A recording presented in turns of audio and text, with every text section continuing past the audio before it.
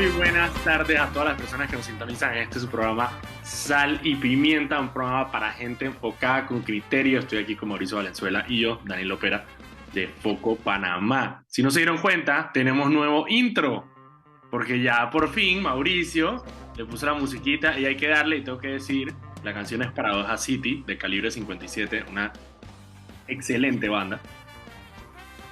Ese es uno de los mejores grupos que hay, ska punk panameño.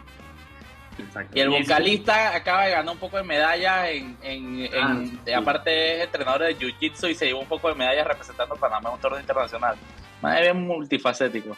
Exactamente. Y es una canción que nosotros la sacamos, nosotros hicimos, cuando estábamos en la pandemia, estábamos aburridos, empezamos a hacer estas vainas, dije, no sé si ustedes se acuerdan, hicimos uno solamente.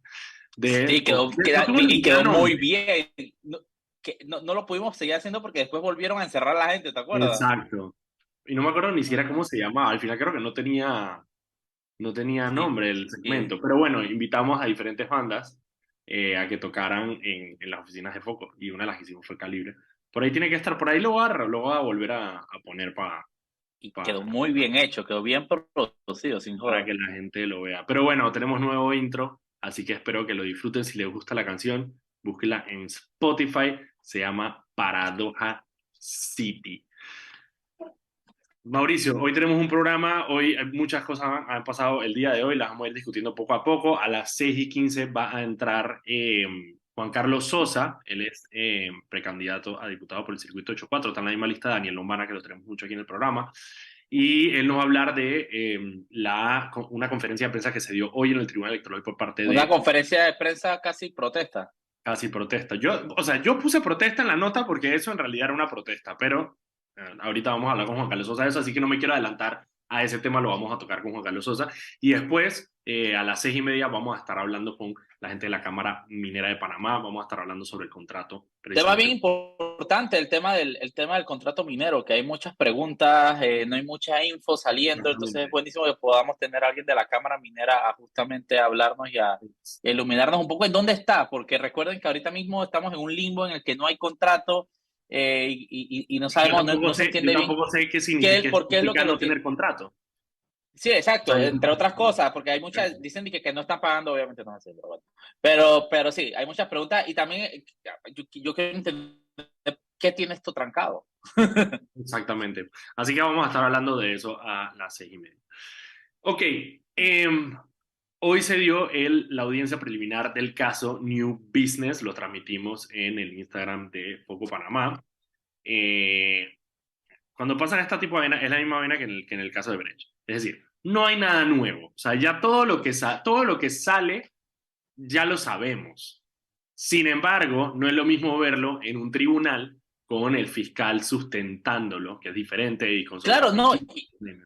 y aparte no es lo mismo entender que el proceso está avanzando, algo que usualmente no pasa. El proceso usualmente está estancado años y años. Entonces, estas son etapas que se tienen que cumplir y Es se correcto. van cumpliendo paso a paso. Yo creo que es súper importante verlos, que cuando mucha gente tiene, ¿cómo se diría eso? Como la percepción de que no pasa nada con estos casos de alto perfil, ver estas cosas sucediendo es bastante alentador, ¿no? Así que yo creo que es Es súper importante lo que pasó hoy. No sé si quieres correcto. empezar comentando sobre eso. Sí, bueno, el Ministerio Público sustentó, estaba el fiscal, ay, ¿cómo se llama él? Se llama Euris, creo que se llama él. No, Emeldo. No fue Meldo el que lo sustentó. Ah, no, el que lo sustentó, no, pero Emeldo estaba ahí. El Meldo es sí, porque él es uno de los Crimen organizado. crimen organizado, pero no era, ay, a ver, ya te voy a decir cómo se llama el fiscal. Pero bueno, él estuvo sustentando la vista fiscal, que es básicamente la manera en que el Ministerio Público pone la teoría al caso, pone, esto fue lo que pasó, así pasó, se llama Uris Vargas, el fiscal. No, y Dice, aparte va diciendo que por qué hay delito, por qué ellos encontraron, quién dijo correcto, qué. Y fue súper interesante porque fueron citando las partes exactas de las delaciones, de los testimonios, de las entrevistas. Entonces fue brutal, porque hubo detallitos ahí. recordemos, Tengo que decir que lo que más me incomodó Fue el man que cada vez que mencionaba a Pipo Virsi, que en paz descanse el señor. Mira, Paz descanse un carajo. yo tuve una discusión conmigo mismo mientras estaba escribiendo la nota de la de ¿Qué esta te dijo mañana. amigo mismo? ¿Qué te dijo amigo Yo mismo? mismo me decía, dizque, porque yo veía que todos los otros medios ponen, dizque, Felipe Pipo Virsi y entre paréntesis que en paz descanse. Pero yo dije, man, eso es completamente irrelevante. O sea, eso no es el hecho de que él esté No, muerto. no No solo es tiene nada irrelevante, que ver. ese para mí es una cortesía que uno no debe tener con una persona que tanto daño le hizo al país, ¿me entiendes? Yo no espero que descanse en paz, yo espero que esté, si hay un infierno, que esté en el círculo más sádico del infierno, una persona que tanto daño le hizo al país.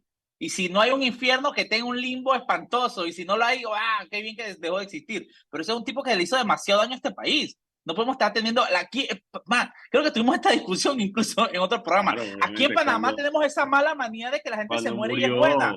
cuando No, murió Ángel Cruz. Fren, la gente cuando se muere no se vuelve buena.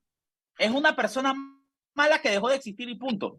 Así que bueno, pero Sí, vamos enfocando en la discusión que ahorita mismo no es la muerte de Pipo Virzi. exactamente. El fiscal, una de las cosas que detalló, lo dividió como en dos partes. Uno fue la parte financiera, es decir, cómo funcionaba esto.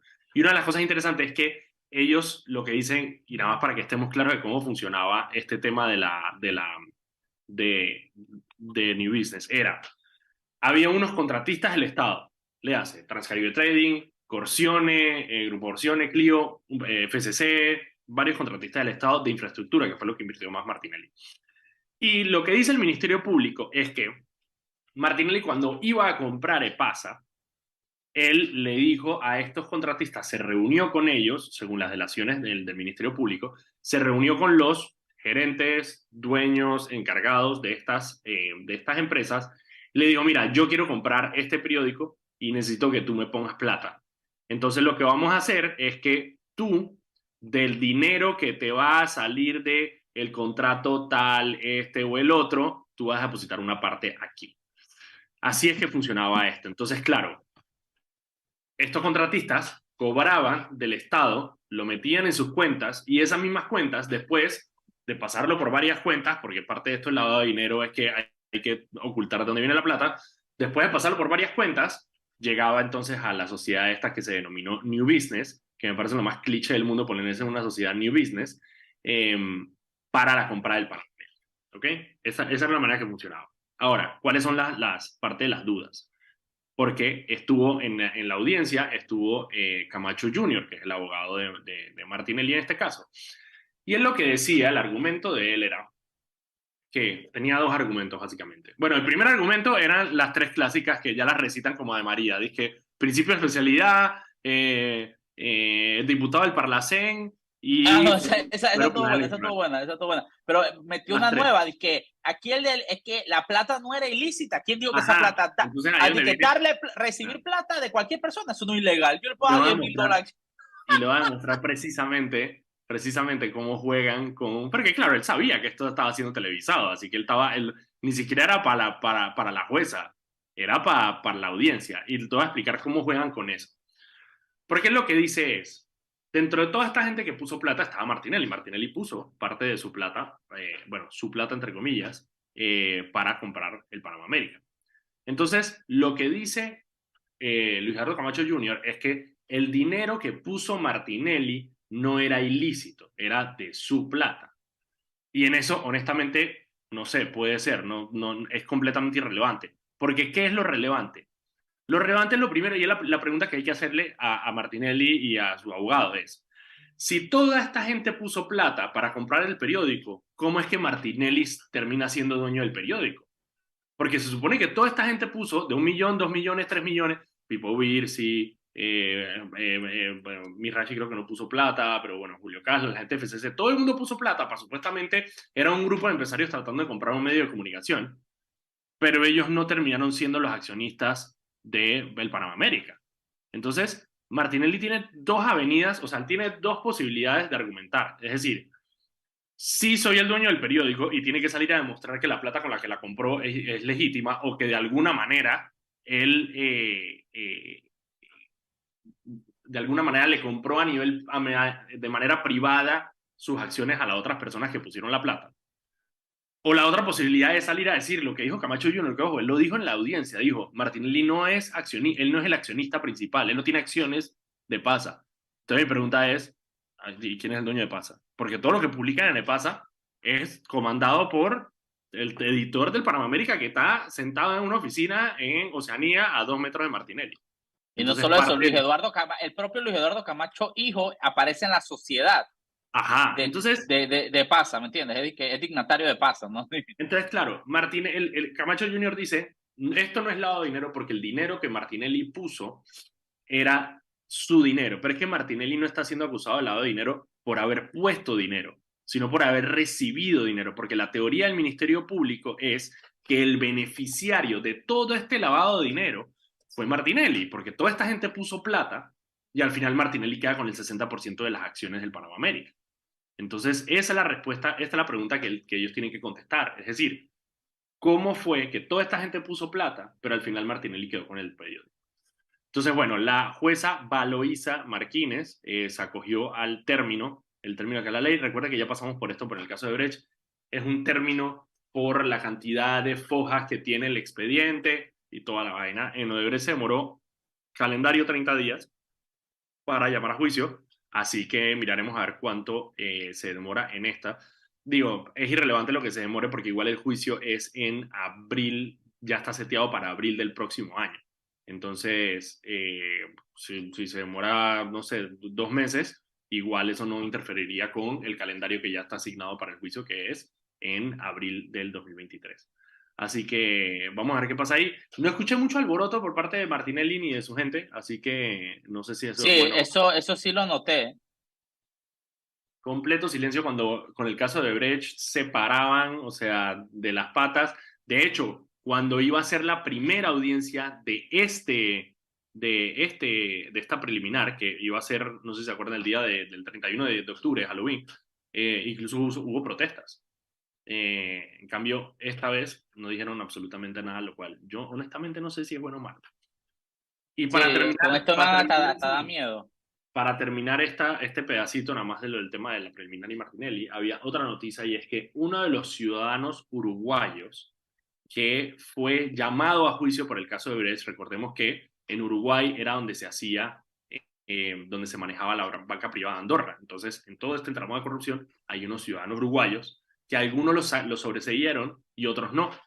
Bueno, Andrés Betingo Sanguinetti, que era uno de los implicados, murió hoy en Montevideo, en Uruguay. Él, digo, es noticia allá en Uruguay porque él también era dirigente del equipo de fútbol Peñarol. Se murió ¿Tú de has un visto, fallo cardíaco, ¿no? tú has visto esa pésima relación que hay entre el deporte y los corruptos?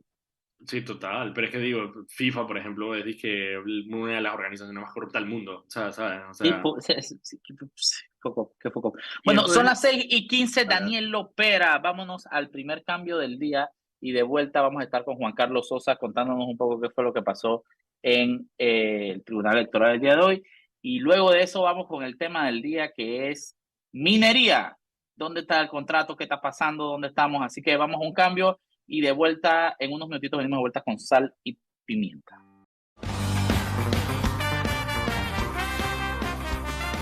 Y estamos de vuelta aquí en su programa Sal y Pimienta, un programa para gente enfocada con criterio. Ya está con nosotros Juan Carlos Sosa para conversar un poco sobre lo que pasó esta mañana en el Tribunal Electoral. Pero primero, vámonos con Anet, que tiene unas palabras para nosotros. Adelante, Anet. Adelante, Anet, El Metro con de Panamá las... informa que de lunes a viernes el horario de operaciones inicia desde las 4 de la madrugada hasta las 11 de la noche.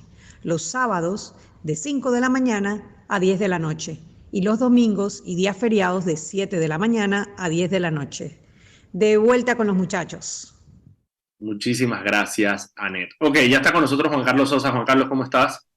Hola, buenas tardes. ¿Cómo estás, Daniel? ¿Cómo estás, Mauricio? ¿Qué ¿Reescuchas? sopa? ¿Cómo vamos? Todo muy bien, gracias. ¿Todo bien? ¿Ya estás habilitado para recoger firma o todavía no? No, señor. Y lo más curioso de todo es que todavía no han indicado la razón por Man, la cual. qué bestialidad. inhabilitan a los propios candidatos. Los propios candidatos no pueden recoger firmas para ellos mismos. ¡Qué bestialidad, Tajo! Y de los activistas que tú tienes registrados, ¿algunos sí puede? Sí, sobrevivieron algunos. Ok, sobrevivieron. Pero bueno, básicamente los que quedaron fueron los que, o sea, los que firmaban ocasionalmente, por ejemplo, mi esposa, ciertos amigos, pero todo proporcional. Si tienes un activista, o en mi caso, que metías un gran número de firmas, las probabilidades de que tuvieses 2 firmas Claro. que no cumplían con el criterio, pues se incrementa, ¿no? Y eso es básicamente lo que se ve. Los que quedaron fueron los que... Sí, las personas que han recogido firmas, pero no necesariamente eventualmente. firmas como que regularmente, pues. Así Qué es. brutal. Ok, Juan Carlos, cuéntanos un poco, porque hoy en la mañana en la mañanita, empecé a ver que varios candidatos que conozco de diferentes corrientes, o sea, había gente, Irma Hernández, Samantha por un lado, Ana Matilde por el otro, tú también por otro lado, empezaron a poner este comunicado, digamos, un poco donde explicaban la razón por la cual están descontentos. Cuéntanos un poco sobre eso. Sí, bueno, en la mañana de hoy, pues nos reunimos un número de precandidatos por la libre postulación para emitir un comunicado en conjunto en el Tribunal Electoral, donde el mismo expresa no solamente nuestra inconformidad, sino nuestra preocupación por cómo se ha venido dando el proceso de registro de firmas de apoyo. Dicho proceso, pues, ha tenido inconsistencias, improvisaciones y cambios en las reglas del proceso, y en donde, como tú comentaste, el 22 de noviembre, cuando supuestamente iba a estar el app habilitado, nos encontramos en que la gran mayoría de los activistas y los precandidatos, pues estamos inactivos. Es decir, que aquí el Tribunal Electoral es juez y parte. Pero lo curioso es que es un juez que te condena primero para luego algún día citarte para mostrar la evidencia. Aquí no es como se dice usualmente, eres inocente hasta que se demuestre lo contrario. No, aquí esto es al revés. Aquí tú eres culpable, te inhabilitan y algún día cuando ellos te citen tendrás la oportunidad de defenderte y ver los videos por los cuales y mira lo brutal de esto, Juan Carlos, es que obviamente algo se estaba haciendo con la aplicación esta, se estaba vulnerando, personas aprovecharon, hay personas que van a tener miles y miles de firmas inhabilitadas y está bien que se investigue, pero el problema está en que han tomado estas medidas con personas, con candidatos independientes, candidatos que están todos los días buscando firmas que tienen el margen de error, literalmente, tú sabes, de claro, que la foto fue tomada mal, que tú sabes que tal vez empezó a grabar un poquito después, todas esas vainas, y están tomando las mismas medidas que se deben tomar con los tipos que falsificaron miles y miles de firmas que hay. Así entonces, lo que tú dices es una locura, porque, y ni hablar de que con una institución tan desprestigiada como el Tribunal Electoral, es una herramienta que se presta para tú simplemente darle ventaja al que tú quieres que gane, al que por algún motivo económico, político, etcétera, tú quieres que gane. ¿Y qué pasa? Entonces tú, claro, tú inhabilitas a los activistas, al propio candidato, hasta que te dé la gana de citarlo, y esos son días y días y días, y cada día son cientos de firmas, decenas de firmas que hacen la diferencia. Oye, hay candidatos que se están quedando fuera por 20 firmas, ¿me entiendes? Entonces, 20 firmas puede ser un día. Para que la gente entienda, literalmente están coartando el derecho constitucional de las personas porque les da la gana. Y como en Panamá los tiempos son como son, al final demandan, etcétera, etcétera, y lo terminan resolviendo después de las elecciones y ya el daño está hecho. Entonces, es brutal en la posición que está el Tribunal Electoral y tomando en cuenta aún peor el historial reciente de actuar que tiene el Tribunal Electoral, que cada día se hunde más en un fango asqueroso que la gente, que literalmente nosotros como ciudadanos no esperábamos que esta institución llegara a ese nivel, ¿no? Así es. No sé si quieres que te lea los 5 puntos del comunicado. Sí, claro, eso quiero saber qué fue lo que pidieron ustedes. Sí, bueno, primero de todo, pues tomamos la decisión de tomar las acciones legales que en derecho nos correspondan a fin de hacer valer nuestros derechos constitucionales y legales, y así como proteger la voluntad de los electores a nosotros, pues, expresados. Los 5 puntos, los cuales solicitamos al Tribunal Electoral, son los siguientes. Se detengan las ilegalidades como el estatus de inactivos o activistas que no se encuentra consagrado en ninguna norma electoral. Eso para mí, antes de que digas el segundo, eso para mí es lo principal, porque de nada sirve que tú tengas un decreto, yo lo dije en uno de los videos, de nada sirve que el Tribunal Electoral haya puesto un decreto sobre cómo va a ser el proceso de anulación de firmas para después ellos pasarle por encima a ese mismo decreto con el tema de las inhabilitaciones. O sea, eso no, en el código ni en los decretos que han lanzado sale en ningún momento una inhabilitación causal de inhabilitación de los activistas. Una locura. Ah, sigue.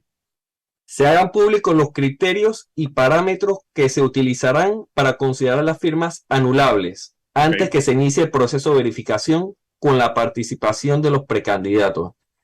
Es decir, que la anulación de la firma no corresponda pues al criterio del funcionario que te tocó ver dicho video, que hay unos criterios he definido qué significa una firma que no va a estar habilitada. Así es. Ok, perfecto. Se le aclara al país la gran cantidad de casos de ciudadanos que al intentar dar su apoyo a precandidatos se les comunica que deben acudir a actualizar su cédula, aun cuando la que portan está vigente. Es correcto. Sí, esa es una queja que hemos visto de varios candidatos. No sé si a ti te ha pasado también. Sí, parece que en pandemia, pues, por decirlo así, imprimieron las cédulas, sin embargo, la renovación de las cédulas, sin embargo, no hicieron como que el debido registro de la renovación de las cédulas. Y ahora eso está apareciendo, parecía como si no tuviese, pues tienes la cédula física, la tienes contigo, se la muestras a la gente del CAU, del Tribunal Electoral, que la está viendo, y te dice que es lo que tiene que pasar a tramitar la renovación, aun cuando ya tiene el documento en sí. Ajá, sí. Se active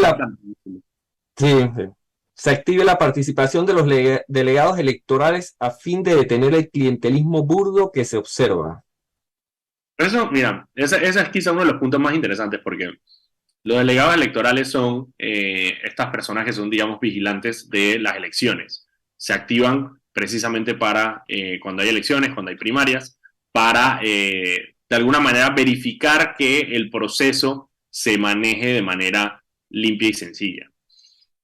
Sería interesante ver cuál es la posición de ellos, porque los delegados electorales son esta entidad como medio rara porque son civiles, o sea, no son funcionarios, son civiles. Hay gente que ha sido delegado electoral toda su vida y cada elección como que se dedican a eso, no están inscritos en partidos políticos, sino que ese es su, digamos, es su llamar democrático, pues.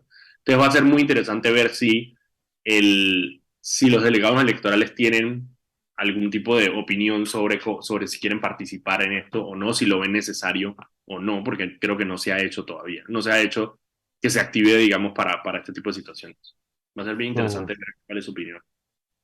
Y el quinto punto es que se le informe al país las acciones que el Tribunal Electoral está tomando para preservar la confidencialidad durante todo el proceso de apoyo por parte de la ciudadanía a las candidaturas independientes. Claro. ¿Y esto qué quiere decir? Por ejemplo, cuando nosotros tomamos la firma a través de la aplicación, tenemos que, pues el proceso consiste de una foto, captación de datos y un video donde se expresa pues el apoyo al precandidato. Aquí nos han firmado funcionarios públicos que convencerlos para que nos den la firma ha sido un mundo. Y nosotros nos basamos, pues para convencerlos, que este video va a ser confidencial, que nadie lo va a ver. Ahora resulta que forma parte de una auditoría donde no solamente va a estar pues los funcionarios del Tribunal Electoral viendo estos videos, estas firmas de respaldo, sino también se está metiendo ahora, involucrando a la Universidad Tecnológica de Panamá. ¿Quién sabe qué cantidad de gente van a terminar viendo estos videos de apoyo, los cuales tienen que ser confidenciales? Claro, yo no lo había pensado, claro, eso es medio un 3D, es interesante, porque claro, necesitas verificar los videos, pero al mismo tiempo, eso abre a que terceras personas que no son ni el candidato ni la persona que da la firma. Porquería, compa. Esa vaina se ha vuelto semejante enredo. Y recordemos, y yo quiero hacer muchas veces la gente no dimensiona eso, pero voy a hablarles de un caso cercano. El tema de estas listas de apoyo En Venezuela se dio un caso no me acuerdo cómo le llamaban ellos, era la lista algo, que cuando en su momento se recogieron firmas para hacerle un revocatorio a Chávez, los datos terminaron en manos de Chávez, de todas las personas que habían firmado para sacarlo, y las personas en esa lista literalmente se tenían que ir del país. No podían conseguir trabajo, los perseguían, es una vaina bien brutal. Imagínense en este caso que tú tienes personas que, este es el que apoyó al no sé quién, este es el que apoyó no sé qué, estos son los funcionarios que están firmando la independiente. ¿Me entiendes? Eso es muy, muy, muy delicado. Y es información que el Tribunal Electoral no está manejando de la manera que amerita. Y ahora con todas estas variantes de sucesos que solo ellos eran los únicos que no se esperaban, porque todo el mundo sabía que esto se iba a ir al carajo, pero bueno, ellos decían que no. Ahora va a terminar probablemente siendo aún más desprevenidos con la información, porque en el momento que tú lo tienes que mandar al Tribunal Electoral, a la UTP, a no sé dónde. Ajá, yo quiero ver eso. Mira, yo no lo había pensado. Tienes toda la razón, Juan Carlos. Eso va a ser un tema bien interesante ver cómo mantener la transparencia del proceso, pero al mismo tiempo hacer la revisión que se necesita para ver si hay irregularidades con la firma o no. Mira, no tengo respuesta para ese. Le deseo muchísima suerte al Tribunal Electoral tratando de desenredar ese nudo. No, y yendo con el tema de la confidencialidad, nosotros podemos ver diariamente un informe quienes nos han dado la firma de apoyo. Ha pasado que un día voy a descargar dicho archivo y se me baja otro precandidato. Sorpresa. No puedo. ¡Wow! De verdad que sí. Carlos, esa da risa porque hasta nosotros nos han llegado a salir. Me pongo triste si veo hasta familia mía que firmó por allá. Dije, ¿cómo así? De verdad. Llamando a los papás y ¿cómo así que tu firma está no sé dónde? Pero yo creo que la gente entiende lo delicado que es eso. A lo delicado que es que un error como ese, o sea, puede significar, digamos, un problema para cualquier persona. Sí, eso está brutal, pero por eso reitero lo que dije, que el manejo que le está dando el Tribunal Electoral a esta información es paupérrimo. Ahorita ya parece un chiste, pero las consecuencias, y al final el Tribunal Electoral debe estar clarito de que esto le va a pasar factura a ellos mismos, a los propios magistrados, a los propios funcionarios, porque al final ya en Panamá se está creando conciencia sobre el manejo de datos, sobre la privacidad. Ya han habido decisiones, multas impuestas justamente por el manejo de datos. Y como ellos están haciendo literalmente todo para que en cuestión de años determinen a ellos mismos pasando la factura, porque man, es una locura. Lo que me ha tocado ver a mí de la información de esa, para mí es que, man, ¿cómo es posible que esto pueda llegar a nuestras manos? ¿Me entiendes? A nosotros han llegado listas de activistas. Todo. Y como tú dices así, por error le llegaron a otro, por error de que a uno mismo le rebotaron una lista y tú que es surreal, compa, una surreal. Juan Carlos, muchísimas gracias por acompañarnos y por darnos información sobre qué es lo que está pasando con ustedes, los candidatos independientes del libre postulación. Aquí siempre, obviamente, las puertas abiertas para cuando tengan que comunicar cosas como las de hoy. Te deseo muchísima suerte y ojalá te reinstauren tu acceso a la... Así es. Bueno, vamos al cambio. No hay mejor activista que uno mismo. Exactamente. Muchas gracias por el tiempo. Cuando regresamos, vamos a hablar con la gente de la Cámara Minera sobre el tema del contrato con Cobre Panamá. Vámonos al cambio y regresamos.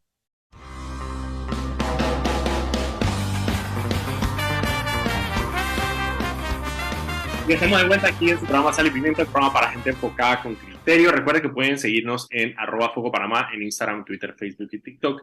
Y también pueden seguir todas las noticias del día en focopanamá.com. Este programa se transmite en vivo por el canal de YouTube de Radio Panamá y queda guardado en el canal de YouTube de Foco Panamá para que lo puedan ver cuando quieran. También se sube a Spotify para que lo puedan escuchar a su propio ritmo mientras están haciendo desayuno, mientras están haciendo ejercicio, mientras están yendo al trabajo. Antes de irnos con el invitado, vámonos con Anet, que tiene unas palabras para nosotros. Adelante, Anet. Paso a paso se construyen los cimientos de la línea 3, Una obra que cambiará la manera de transportarse de más de 500.000 residentes de la provincia de Panamá Oeste. Metro de Panamá, elevando tu tren de vida. De vuelta con ustedes, muchachos. Muchísimas gracias, Anet. Ok, vamos a conversar hoy con el señor Roberto Cuevas, que viene de la Cámara Minera de Panamá. ¿Cómo estás, Roberto? Sí, buenas tardes, Mauricio, Daniel. Un gusto compartir con ustedes. Igualmente. Mira, Roberto, te invitamos porque ya hemos venido siguiendo el tema del contrato con Cobre Panamá y nos preocupa el nivel de incertidumbre que hay en la ciudadanía sobre este contrato. Y quizá tú puedas aclararnos un poco cómo funciona el proceso para que la gente esté por lo menos anuente. Tengo entendido, en enero se terminó, digamos, la negociación con Minera Panamá y venía la firma, digamos, la elaboración ya del contrato una vez que fueron pactados, digamos, los puntos ya acordados. Sin embargo, estamos a finales de noviembre y todavía no sabemos exactamente en qué estatus está este proyecto. Si nos puedes contar un poco de eso. Sí, bueno, quiero empezar diciendo que una de las situaciones que se ha presentado en este tema es la poca o nula comunicación que hemos tenido como ciudadanos en cuanto a esta negociación por parte del gobierno, en este y en otros muchos temas. Pero en este tema en particular, entendemos que una negociación de este tipo no puede uno estar dando detalles de la negociación, pero sí yo creo que el gobierno ha sido deficiente en por lo menos transparentar un poco en dónde estaba la negociación y cuáles son los puntos, digamos, más importantes que se busca en la negociación de dos partes, que una negociación obviamente tiene que ser de beneficio para las dos partes. Aún así, la confusión vino más en el mes de marzo, si no me equivoco, cuando se anunció que ya se había llegado a un acuerdo. Marzo, marzo. Sí. En enero, pero en marzo se anunció y también se anunció, inclusive se distribuyó los fondos que no teníamos todavía. Y bueno, de hecho en ese momento yo conversando con gente de la misma empresa de cobre, se sorprendieron del anuncio. O sea, de hecho fue una sorpresa para todos. Yo como en la Cámara Minera, yo como presidente de la Cámara Minera no participo en la negociación, pero a nosotros también nos sorprendió. Y en ese momento recuerdan que también hubo un ultimátum en el sentido de que tenía la empresa que aceptar los puntos que se le había planteado y entendíamos que de ahí en adelante iba a ser la redacción y los procesos, como tú dices, que tiene que ir a la Contraloría para su refrendo y finalmente a la Asamblea. Pero aquí sí tengo yo, Daniel, que aclarar algo que yo creo que la ciudadanía está muy confundido. Toda operación minera, esta que es una de clase mundial muy grande y cualquier otra, está regida bajo el Código de Recursos Minerales. Y existe una concesión minera, es decir, la empresa está operando por una concesión minera que fue inclusive renovada en el 2017. Se dio en 1997 por 20 años y fue renovada en el 2017. Entonces no es cierto que la empresa no tiene una base jurídica, es un concesionario minero.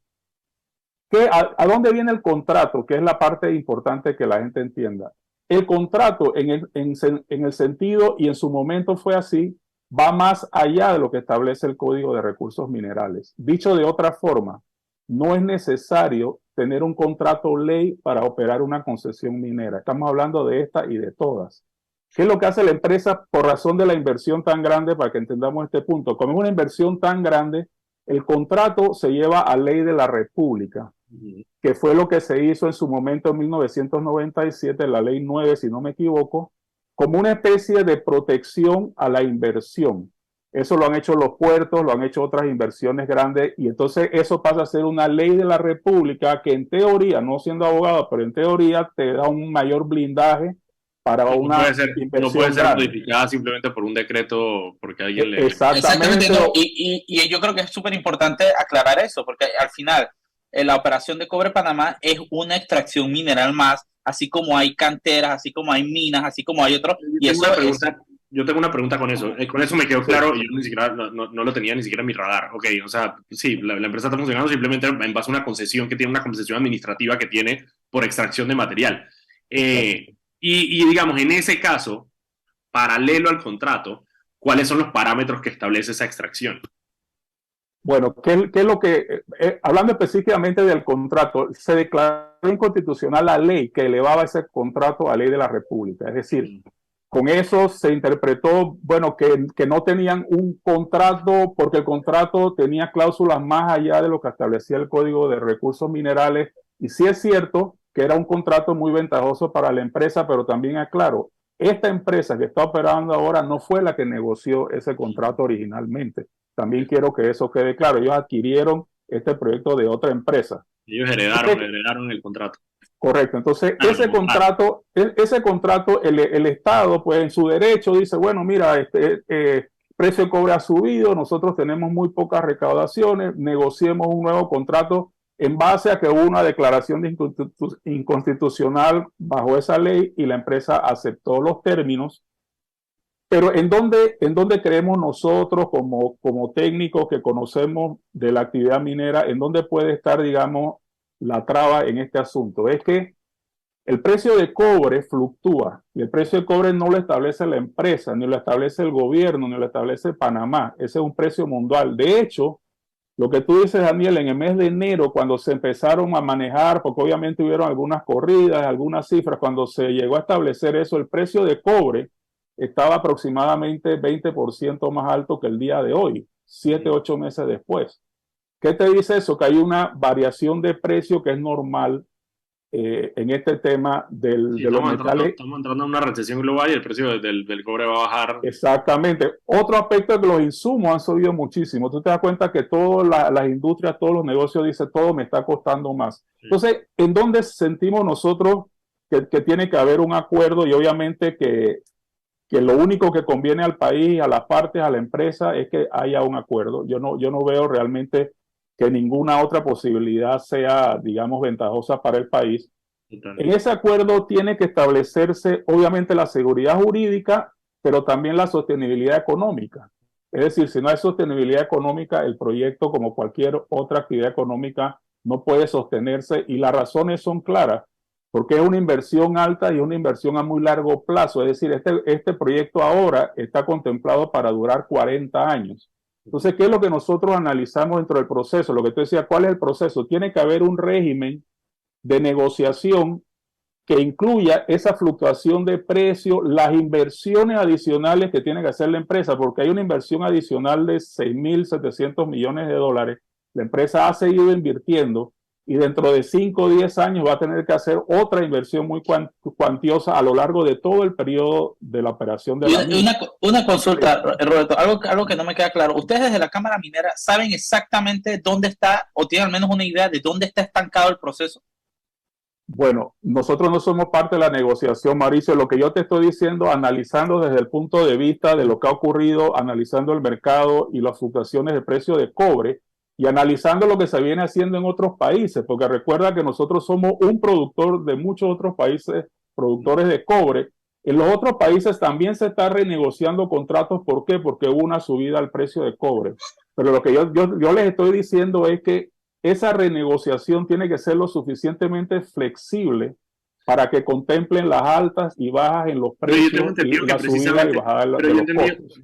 Yo tengo entendido, Roberto, que precisamente parte de lo que se negoció es que los panameños asumimos un poco ese riesgo con el tema del precio base, ¿no? Es decir, hay una transferencia base de dinero, y encima de eso está precisamente esa fluctuación de cobre. Sí, por lo que el contrato, sí, lo que tú te refieres es que el contrato en toda forma tiene que contemplar, ya te digo, una inversión muy grande que debe tener un retorno adecuado, porque es una inversión cuantiosa, pero también tiene que tener la suficiente flexibilidad para que el Estado, porque esta negociación es cuánto van los ingresos al Estado. Pudiéramos hablar horas del beneficio del proyecto y los ingresos al país, salarios, todo lo demás, pero ahora mismo el tema es los ingresos al Estado. Sí, total. Este contrato y este régimen que va a estar establecido en un contrato, así esperamos se negocie ya finalmente en los próximos días, tiene que tener, insisto, la flexibilidad para poder contemplar cuando el precio de cobre está alto, el país recibe más. Cuando el precio de cobre baja, que lo pone en una situación desventajosa para la empresa y pone en riesgo la propia estabilidad y la propia sostenibilidad de la empresa, el Estado tiene que recibir menos, pensando como es en los otros países mineros, que tú tienes que conservar el empleo, que tienes que conservar los proveedores, que tienes que conservar la inyección económica, o sea, que el negocio, la actividad minera no cese con una caída de repente no esperada del precio de cobre que puede existir. Entonces yo por lo que nosotros, contestándole, Mauricio, lo que nosotros podemos saber y lo que nosotros podemos entender, me parece, una opinión personal, que el gobierno está siendo un poco rígido en este tema y la empresa aún no ha encontrado, digamos, la fórmula para que esto pueda darse. Ahora, si me preguntan mi opinión, ¿qué pasará después del 14 de diciembre si no hay un contrato firmado? Es que eso voy, Roberto, tenemos que irnos a un cambio, pero de vuelta yo quiero que para que te vayas con esta pregunta es, ¿qué pasa si no se llega a un acuerdo antes de la fecha? Vámonos a un cambio y regresamos unos minutitos con Sal y Pimienta.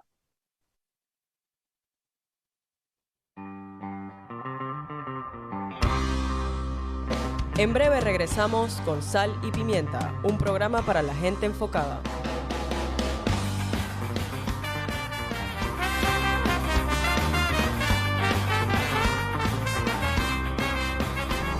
Sabemos que la universidad es una nueva experiencia de vida para ti. En la USMA contamos con profesores que te guiarán y formarán integralmente para impulsar tu mundo. Vive una vida universitaria en la USMA con un campus en Panamá y sede en Colón, David, Chitré y Santiago, donde podrás desarrollar tu creatividad en amplios espacios y laboratorios especializados. Una vida universitaria que transforma es posible. Universidad Santa María la Antigua. Formación integral humanista. Vea, pana, este es el Wiro Steel nuevecito que le ofrecí en el Facebook. Compa, ¿seguro que es Steel? Míralo tú mismo, mi rey. Y sin cajeta. Se mojó en la bodega, por eso está baratito. Y dice Steel en un sticker.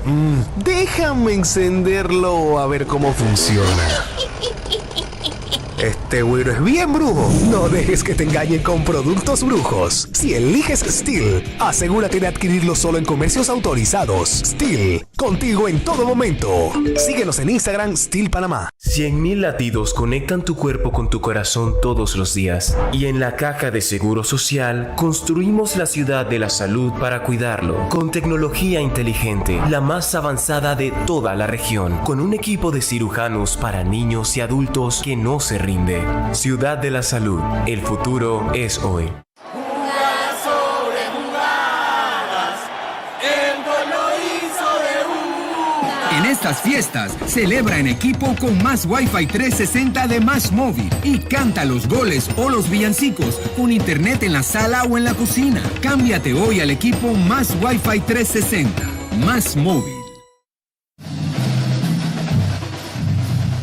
En sus 50 años y en fiestas patrias, el Suntrax envía un fraternal saludo al pueblo panameño. Construimos patria luchando contra la desigualdad, la corrupción y las injusticias sociales. En estas fechas honramos a los verdaderos héroes y mártires del pueblo. Sin luchas, no hay victorias.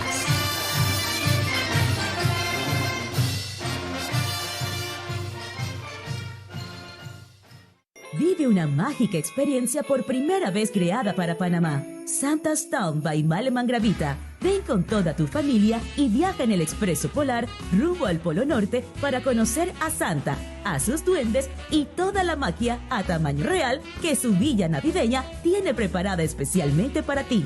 Del 9 al 23 de diciembre en Town Center Costa del Este. Boletos de venta en Pana Tickets. A beneficio de Fundación Fanlic. Presentado por Super 99, Banismo, Más Móvil. Patrocinan Hospital Pacífica Salud, La Doña, Starbucks, Dolce Gusto, Chocolates Kit Kat.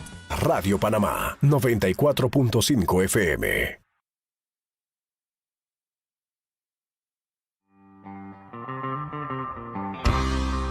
Sal y Pimienta con Mauricio Valenzuela y Daniel Lopera.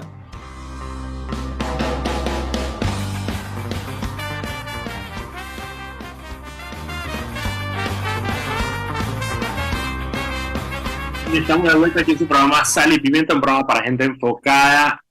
Vamos a saltar el intro para poder tener el último bloque con nuestro invitado Roberto Cueva. Estamos hablando sobre el contrato de Minera Panamá, pero antes de irnos con la última pregunta que tenemos para él, vámonos con Anet, que tiene unas palabras para nosotros. Adelante, Anet.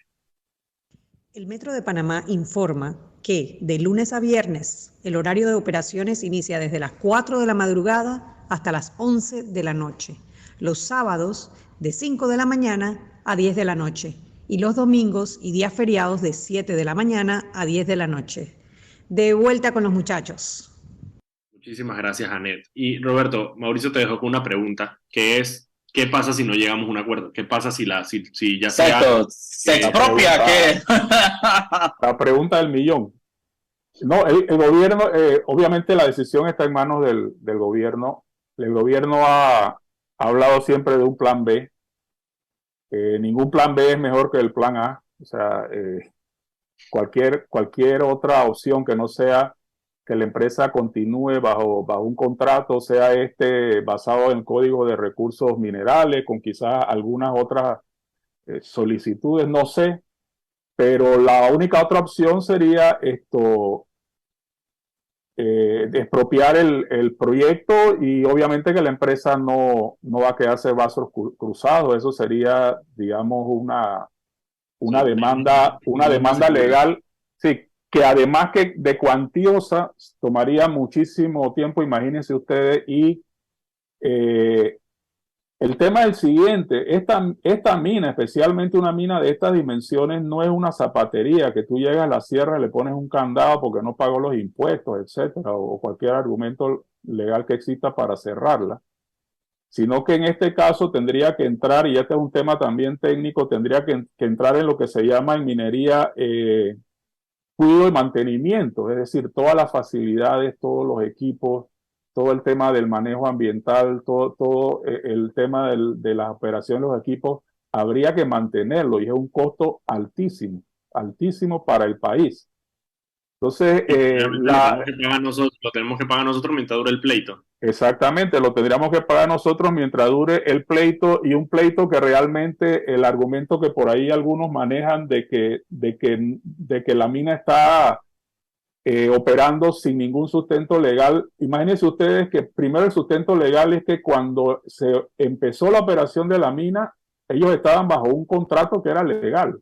Bueno o malo, nos guste o no nos guste, que como país y con toda justicia como país podemos reclamar tener más ingresos al Estado, eso está muy bien, pero en su momento ellos iniciaron operaciones bajo un contrato legal, que 10 años después la Corte Suprema declaró inconstitucional la ley que elevaba el contrato a la ley de la República. Imagínense ustedes que usted hace una inversión en cualquier negocio, y 10 años después le dice, no, pero es que usted estaba ilegal 10 años atrás, y entonces entrégueme el negocio. O sea, yo creo que realmente es una opción temeraria. Yo pienso que es una opción que no debemos llegar allá, porque yo creo que hay la experiencia, hay de otros países, lo que se ha negociado, los otros contratos que fácilmente...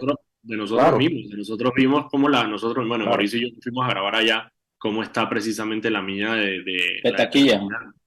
Abandonada y siendo un peligro ambiental. No, siendo un peligro ambiental, una mina que es una milésima parte. Tú lo completamente, dices, es mínima al lado de lo que significa esto. Y la otra teoría, imagínate, Mauricio, que dice no, que lo operemos los panameños, si no podemos ni recoger la basura y tapar los huecos de la calle. Y aparte, ¿cuántos especialistas en minas tenemos en Panamá? ¿Me entiendes, Eddie? Eso es todo un proceso que hay que hacer educativo de la sociedad. Mira, es un tema muy técnico y muy profundo. En este tema, por ejemplo, en los años 70 existía este tema de privatización y que los estados manejaran el tema minero. El tema minero es un tema de alto riesgo, de muchísima inversión. Yo, como ingeniero de minas, no considero que el país deba arriesgar ese dinero cuando tenemos problemas de salud, de educación, de educación, de salud. O sea, ¿cómo nosotros vamos a desviar fondos que no tenemos a una operación como esta, que es una cuestión de muchísimo riesgo? ¿Qué tenemos como país? Que negociar y encontrar la fórmula para que el país reciba los mayores beneficios, que le dé todavía sostenibilidad al proyecto. Antes de eso, Mauricio, nada más quería hacerte una pregunta más para estar claro. En este momento, la mina está honrando, digamos, los pagos que haría bajo el contrato que se declaró inconstitucional. Ese es un tema interesante. No lo está haciendo no porque la mina no quiera, sino porque el proceso es que el Estado tiene que decirle a los operadores mineros, y todos, de acuerdo a su producción, de acuerdo a lo que tiene, usted tiene que pagar tanto. Y como eso no se ha hecho, porque se entendería, lo cual yo no estoy de acuerdo, que yo estoy reconociendo que tú tienes un contrato todavía vigente, eso todavía no se ha hecho. Pero hay una concesión y cualquier pero la concesión. Exactamente, ustedes han entendido el punto claro. En mi opinión, el Estado tendría el derecho y la empresa la obligación de pagar todos los canos, impuestos, regalías, etcétera, que establece el Código de Recursos Minerales. Es claro, yo como abogado puedo estar equivocado, pero eso es lo que a mí la lógica... claro en los porcentajes, claro. Que eso es súper claro, yo lo leí, es súper preciso, eso no es de que... Claro, eso es lo que a mí en la lógica de lo que es una operación minera, que no es cierto que no tenga ninguna base legal, insisto, porque si es un concesionario, mira, la empresa está cumpliendo con el Código de Trabajo, está cumpliendo con el Seguro Social, está cumpliendo con el Ministerio de Ambiente, con todas las obligaciones ambientales. Ahí entran todos los funcionarios del Estado. O sea, tú no puedes decir que es una operación clandestina, que es una operación oculta, que es una operación que está trabajando de noche, que nadie la ve. No, no es cierto. Ellos siguen operando bajo las leyes de Panamá y el Estado tiene toda la obligación y el derecho también de involucrarse en la operación minera. Que no hay un contrato que se tenía antes, relevante. Pero no sé, pase un decreto y reconozca una temporalidad por lo menos para que usted pueda seguir lidiando con la mina.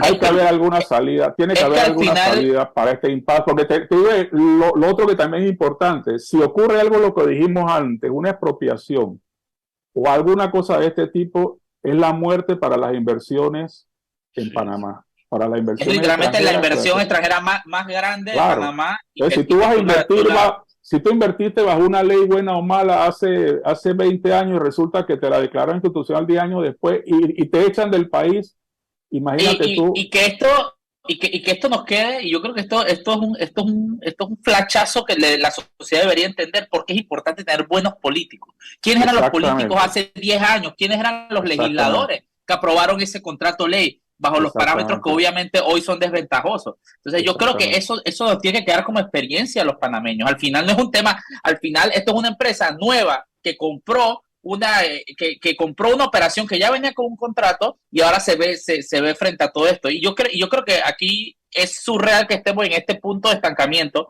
cuando la empresa por un lado está dispuesta obviamente a elevar lo que se le tiene que dar al país porque es desventajoso. Por otro lado, el gobierno quiere hacerlo en teoría, pero ¿qué no sé? Yo creo que es completamente comprensible entender que los márgenes cambian. Y me preocupa este estancamiento y que se hable de plan B, porque cuando hablan de plan B yo me imagino a Pineda comprando camiones y que voy para allá, ¿me entiendes? Y el otro llevando un par de tractores y el otro... Exacto. Sí, lo más de que, mira, yo tengo mi volquete listo. Mira, Mauricio, yo el otro día lo recordé, porque hay que recordar a veces las cosas y quizás ustedes están muy jóvenes para saber esto, pero ya operamos una mina que se llamó Cemento Bayano, fue un desastre. La producción de cemento Bayano, que después compró Cemex y está operando perfectamente bien. Ahí salían camiones y camiones de cemento para los políticos. Es solo un paréntesis para que sepan que ya nosotros operamos una mina, ¿ok? Usted está muy joven para saber, pero busque la información y... Mira, es que no la voy ni a buscar, te creo. Suena Panamá. Bueno, muchísimas gracias, Roberto, por acompañarnos el día de hoy. Espero que podamos tenerte más adelante porque de verdad es un tema que nos interesa. Correcto. Nos interesa a todos los panameños, y a los que no les interesa más le vale que les interesen, porque estamos hablando aquí de dinero de todos los panameños. El 14 de diciembre tendremos a Roberto para buenas o para malas. Exactamente. Así que muchísimas gracias por acompañarnos el día de hoy. Recuerden que mañana estamos a la misma hora, de 6 a 7 de la noche por Radio Panamá, y pueden buscar los extractos de esta entrevista en las redes sociales de Foco Panamá. Que pasen buenas noches.